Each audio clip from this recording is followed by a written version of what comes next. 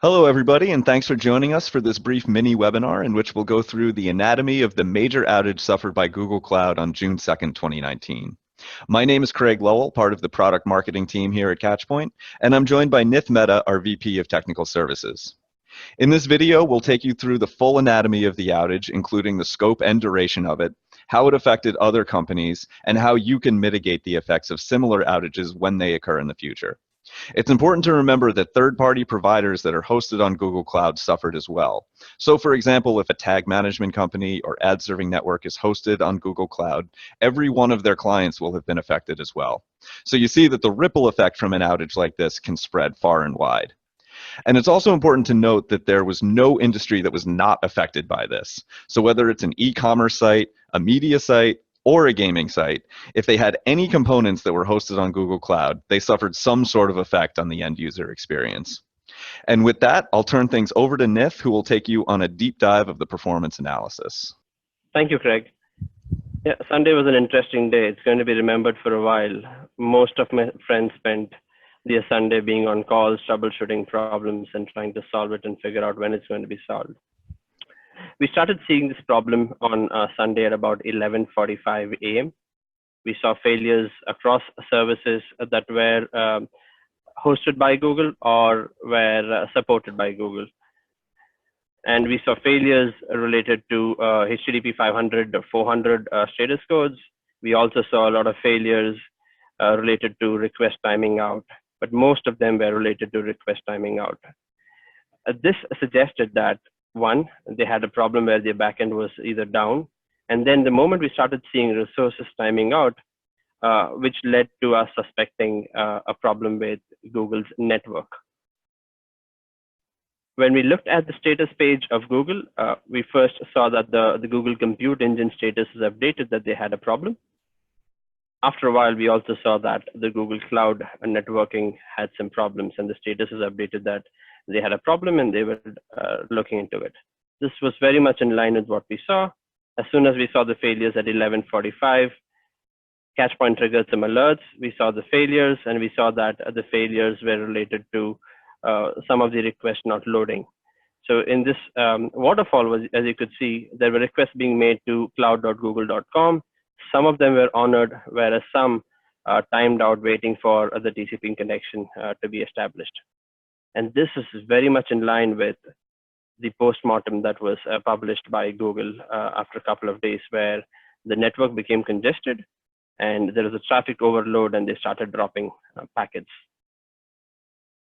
While that was a status that was updated after a couple of days, what we also saw in our trace routes data was that as soon as the requests from different locations and ISPs hit Google's ASN, we saw there were packet loss and requests being dropped off. But not all were impacted. For example, when we look at Atlanta Cogent, we see that it goes through a Cogent, Tata Communications, and then we see the moment it hit Google's network, there was packet loss. But Atlanta NTT, we did not see any problem. It goes through NTT, Tata Communications again, it goes through Google, but it does go through and hit the desired endpoint of Google. So there were certain ISPs that were impacted, whereas some were not. And level 3 was even more interesting because some of level 3 requests which hit Google, but some did succeed in hitting the actual endpoints, whereas some had failures in reaching Google.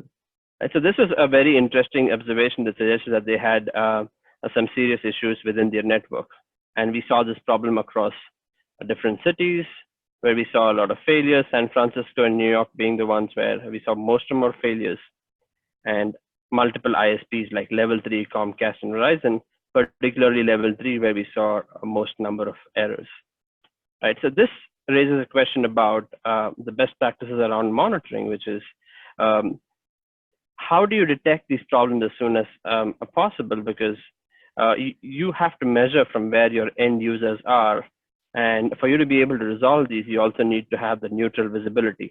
And one of Google's challenge that really delayed the resolution process was that they detected the problem within a few seconds, but diagnosis and correction took longer because the network that they had to collaborate on was also congested. So the network is impacted, you're monitoring from the same network, and you're also collaborating with different teams on the same network, which is already congested, right? So this really led to a delay in resolving this problem. And another important point to consider is SLAs. A lot of services, like you mentioned, e-commerce, media, several enterprises depend on these services, and Google has assured SLA credits. But how do you measure what these credits should look like? You really need data, right? And one of the things that we noticed was this problem was resolved at about 4 p.m., where they mentioned that the services are resolved for a vast majority of users, 4 p.m. Pacific. Whereas what we saw was, as per the data, we see there were failures that were seen until almost 7 p.m. Pacific time, right? And this really raises a question about SLAs and how do you hold third parties accountable. And data becomes really critical, and data which helps you understand from an end user point of view is really important for measuring your third party SLAs. Back to you, Craig. Thanks so much, Nith.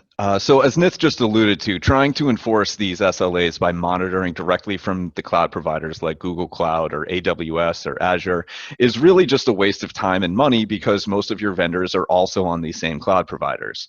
The integrity of your data source is critical for generating SLA compliance reports.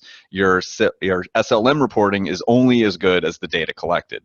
Monitoring from the cloud provides no added perspective to enforce these SLAs, so the only way to really hold vendors accountable is by monitoring and measuring from multiple vantage points and getting a true outside-in perspective that reflects how your users access your data. Without proactive testing from your users' perspectives, you're going to miss critical performance issues. That's why Catchpoint tests from backbone, broadband, and wireless networks, and yes, from cloud providers as well, because while it's just one piece of the puzzle, it is an important one. Combine these 700 plus vantage points with Catchpoint's 20 plus test types, and you'll be able to detect, isolate, and identify the root cause of issues before your customers are impacted. This will allow you to triangulate issues from multiple vantage points and reduce your MTTD. Get actionable insights into the digital components like CDNs, DNS, APIs, and other components that you can't monitor from APM or cloud nodes. And slice and dice this data and drill down to the root cause in real time using Catchpoint's custom-built analytics engine. We've also spent a lot of time building an infrastructure that's distributed across neutral providers, so no cloud providers, and across multiple points of presence in cities and on ISPs to provide an accurate view of the end user experience. Our nodes are specifically designed to reduce noise and false positives by not returning a result if the node itself fails. And our command and control infrastructure, like our nodes, are not hosted on cloud providers because we truly are a neutral third party. So when the cloud goes down like it did last week, we are still able to collect data. And that wraps things up. So thank you so much for joining us, and be sure to check out our further coverage of this outage by going to catchpoint.com and navigating to our blog.